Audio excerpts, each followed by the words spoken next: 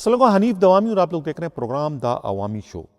ناظرین، پیچی ریکارڈ کی آڑ میں رینکرز پر پوسٹنگ کے دروازے بند کرنے والا سندھ پولیس کا سابقہ سربراہ مشتاق مہر اپنی پوسٹنگ حاصل کرنے میں ناکامی کے بعد دل برداشتہ ہو کر ٹوٹے ہوئے دل کے ساتھ انتہائی خاموشی اور رازداری کے ساتھ پاکستان سے امریکہ چلے گئے ہیں۔ یہ معلوم نہیں ہو سکا کہ وہ واپس آئیں گے یا نہیں، لیکن انہوں نے پچھلے 3 ماہ کے دوران بہت زیادہ کوششیں کی،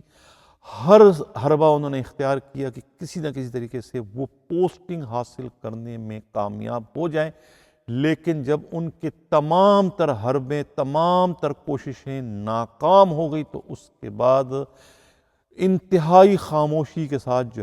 وہ پاکستان سے امریکہ منتقل ہو گئے ہیں۔ یہ معلوم نہیں ہو سکا کہ وہ واپس آئیں گے یا نہیں آئیں گے، اور آئیں گے تو کب آئیں گے۔ اس سے قبل خود FIA کے سابقہ DG ڈاکٹر ثناء اللہ عباسی بھی کچھ عرصے کے لیے پاکستان سے امریکہ گئے تھے، جہاں سے ان کی واپسی ہو چکی ہے۔ آج کا جو ہمارا پروگرام ہے وہ سیاستدانوں کے پولیس افسروں کے ساتھ کی جانے والی انتقامی کارروائیوں سے متعلق ہیں۔ وہ افسروں کے خلاف انتقامی کارروائیاں جو کہ اپنے حلف کی پاسداری کرتے ہوئے سیاستدانوں کے غلط احکامات ماننے سے انکاری ہوتے ہیں، انہی پولیس افسروں کو یہ سیاستدان، یہ حکمراں کس طریقے سے نشان عبرت بناتے ہیں، اس کا میں ایک جھلک آج کے پروگرام میں پیش کرنے کی کوشش کرتا ہوں۔ ناظرین، اس پروگرام کو وہ سمجھانے سے زیادہ وہ سمجھنے کی ضرورت ہے۔ یہ ایک بہت خوفناک قسم کا میسج ہے خود ارباب اقتدار کے لیے کہ وہ اگر اپنے سرکاری ملازمین کو، ان سرکاری افسروں کو، پولیس افسروں کو، بیوروکریٹ کو جو کہ آئین اور قانون کے مطابق اپنے فرائض انتہائی دیانتداری اور ایمانداری سے سر انجام دینے کی کوششیں کرتے ہیں، اور ان کوششوں کے نتیجے میں جب انہیں اس طریقے کی انتقامی کارروائیوں کا سامنا کرنا پڑتا ہے، اگر اس طرح کے افسروں کو حکومت تحفظ فراہم کرنے میں کامیاب نہیں ہوگی تو آگے چل کر کوئی ایک بھی سرکاری افسر قانون اور آئین کے مطابق اپنے فرائض سر انجام دینے کی غلطی نہیں کرے گا، کیونکہ اسی طرح کا وہ قانون اور آئین کے مطابق کام کرنے والا سندھ پولیس کا ایک گریڈ 21 کے افسر سلطان علی خواجہ کو پچھلے 1 سال سے سندھ کے وزیر اعلیٰ سید مراد علی شاہ وہ انتقام کا نشانہ بناتے ہوئے نشان عبرت بنا چکے ہیں۔ ان کا قصور اور ان کا جرم، ان کا گناہ کیا تھا؟ یہی ان کا گناہ اور یہی ان کا جرم تھا کہ 2018 کے الیکشن میں انہوں نے الیکشن کمیشن کی جانب سے بھجوائی جانے والی ایک انکوائری کی جو رپورٹ ہے، انہوں نے انتہائی دیانتداری اور ایمانداری سے مرتب کر کے بھجوائی تھی کہ مراد علی شاہ کے حلقے میں ہونے والے الیکشن میں دھاندلی کروائی گئی ہے، اور اس مقصد کے لیے ایجوکیشن ڈپارٹمنٹ کے 5 افسروں اور اسکول ٹیچروں کا استعمال کیا گیا تھا، جو کہ سب کے سب پکڑے گئے تھے، اور انہی کی انکوائری وہ خود DIG حیدرآباد کی حیثیت سے سلطان علی خواجہ کے پاس آئی تھی الیکشن کمیشن کی جانب سے، اور انہوں نے اس کی انکوائری کی تھی۔ جب وہ انکوائری ان کے پاس آئی اور انکوائری انہوں نے شروع کی تو اسی وقت مراد علی شاہ نے اپنے 2 قریبی ساتھیوں کو، ایک تو ان کا اپنا سیکرٹری تھا سلیم بجارانی، اور دوسرے ان کے بہت ہی قریبی دوست اور ساتھی جو تھے وہ حاجن شاہ کو انہوں نے بھجوایا تھا سلطان علی خواجہ کے بنگلے پر، اور انہیں کہا تھا کہ وہ ہر طرح کی آفر، ہر طرح کی رشوت، ہر طرح کی پیشکش انہیں دیں، یہ بھی ان کو پیشکش کریں کہ اگر انہوں نے مراد علی شاہ کا یہ کام کر دیا، ان گرفتار شدہ 6 کے 6 ایجوکیشن افسروں کو انہوں نے بے گناہ ظاہر کر کے رہا کر دیا، تو آگے چل کر وہ انہیں نہ صرف گریڈ 20 سے 21 میں پرموٹ کروا دیں گے، بلکہ انہیں کراچی پولیس کا چیف بھی بنا دیں گے۔ اس طرح کی جو ہے وہ پیشکشیں اور آفر جو ہے وہ اس وقت سید مراد علی شاہ کا پیغام لے کر جانے والے حاجن شاہ اور خود سلیم بجرانی نے جو ہے وہ سلطان علی خواجہ کو کی تھی۔ لیکن سلطان علی خواجہ نے اس وقت جو ہے ان دونوں کی نہ صرف ان پیشکشوں کو مسرت کر دیا، ٹکرا دیا، بلکہ ان دونوں کو یہ کہہ کر دھکے دے کر اپنے بنگلے سے نکلوا دیا تھا کہ وہ صرف اور صرف قانون اور انصاف کی سربلندی کے لیے وہی رپورٹ بھجوائیں گے جو کہ حقائق سے مطابقت رکھتی ہے۔ وہ کوئی غلط قسم کی رپورٹ نہیں بھجوائیں گے، وہ جھوٹ کو سچ اور سچ کو جھوٹ بنانے کی غلطی نہیں کریں گے۔ اس کے بعد سلطان علی خواجہ نے وہی کیا جو انہوں نے سلیم بجرانی اور حاجن شاہ سے کہا تھا۔ ان کے پاس جو ہے وہ 6 ایجوکیشن کے جو افسران تھے وہ پکڑے گئے تھے، اور ان کا معاملہ جو ہے وہ چیف الیکشن کمیشن کی جانب سے ان کے پاس جو ہے بھجوایا گیا تھا، جس میں جو ہے وہ اس وقت کے اے آر او اور ٹی ای او قربان علی میمن تھے، اور ان کے اسسٹنٹ جو ہے محمد صالح تھے، سینئر کلرک ٹی ای او جو ہے عابد علی، اور جونیئر کلرک ٹی ای او محمد اسلم کے علاوہ اسکول ٹیچر غلام مصطفیٰ سولنگی جو کہ یونین کے ممبر بھی ہیں، اور ان کے ساتھ جو ہے خود عبدالعزیز راہو پوٹو، وہ بھی اسکول ٹیچر بھی ہیں اور خود یونین کے ممبر بھی۔ ان 6 جو یہ ملازمین ہیں یہ پکڑے گئے تھے جعلسازی کرتے ہوئے، یعنی کہ سید مراد علی شاہ اس الیکشن میں ہار رہے تھے، اور یہ جو ہے ٹھپے لگا لگا کر جو ہے وہ جعلی ووٹ جو ہے پولنگ باکس میں جو ہے وہ بھر رہے تھے، اور اسی جرم کرتے ہوئے یہ 6 کے 6 افسران جو ہے وہاں سے پکڑے گئے تھے، جس کے بعد یہ معاملہ جو ہے سلطان علی خواجہ کے پاس بھجوایا گیا تھا، اور سلطان علی خواجہ نے جو ہے وہ پوری کی پوری رپورٹ ان کے خلاف بھجوائی تھی کہ یہ جعلسازی کر رہے تھے، اور یہ جو الیکشن ہے اس کو کالعدم قرار دیا جائے۔ مراد علی شاہ جیتے نہیں بلکہ یہ ہارے ہوئے ہیں۔ لیکن اس کے بعد پتہ نہیں سلطان علی خواجہ کی اس رپورٹ کا کیا ہوا کہ وہ دھواں بن کر جو ہے وہ ہوا میں تیلیل ہو گئی، یا کہ پھر راگ بن کر جو ہے زمین میں بکھر گئی، کچھ پتہ نہیں چلا۔ لیکن بعد میں ایک معجزہ ہوا یا ایک کرشمہ ہوا یا ایک 2 نمبری کی گئی کہ وہ سید مراد علی شاہ کو جو ہے وہ اپنے حلقہ انتخاب سے انہیں کامیاب ڈکلیئر کر دیا گیا تھا۔ تو یہ سلطان علی خواجہ کا جرم تھا، یہ ان کا گناہ تھا کہ انہوں نے قانون انصاف پر ایک فیصلہ دیا تھا، قانون انصاف کا جو ہے سر بلند کیا تھا، جس کی اتنی بھیانک سزا جو ہے پوسٹنگ نہ دینے کی شکل میں سندھ حکومت اور خود سندھ کے وزیر اعلیٰ نے دی۔ پچھلے 1 سال سے جو ہے وہ انہیں ایک تماشا بنا دیا گیا اس پر، انہیں ایک نشان عبرت بنا دیا گیا کہ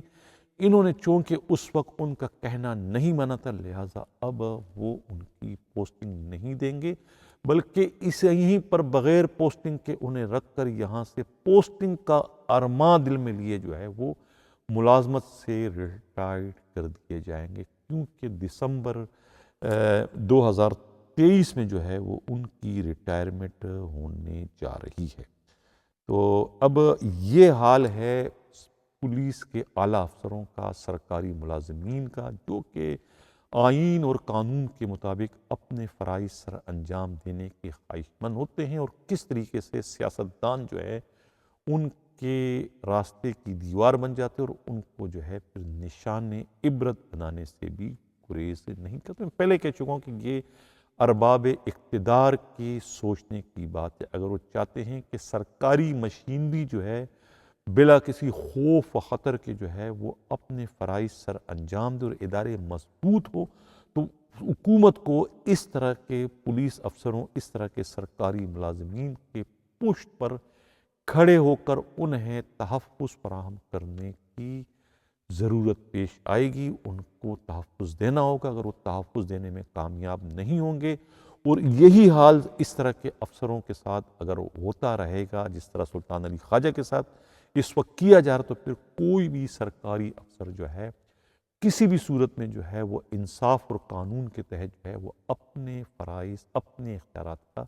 استعمال کرنے کی غلطی نہیں کرے گا، بلکہ پوسٹنگ کے حصول کے لیے دوسرے